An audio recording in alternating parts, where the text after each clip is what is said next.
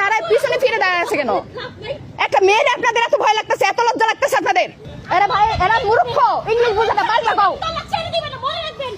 বাংলা কও, এরা সেই ইংলিশ বুঝে না। সবাই তো কোথায় চাকরি পায় এসছে, ইংলিশ কেমনে বুঝবে?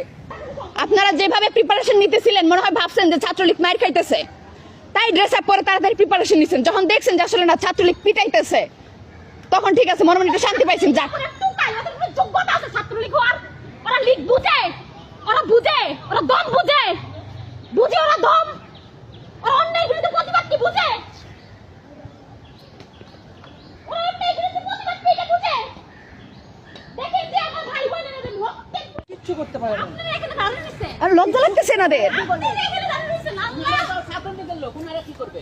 কারা ছাত্র এরা ছাত্রলীগের কোঠায়, এরা ছাত্রলীগের কোঠায় ইয়া পাইছে, চাকরি পাইছে। আমাদের ক্যাম্পাস, আমাদের ক্যাম্পাস, আমরা এই ক্যাম্পাসে আসছি নিজের যোগ্যতায়। আমরা কেউ দালালি করতে আসি না, কেন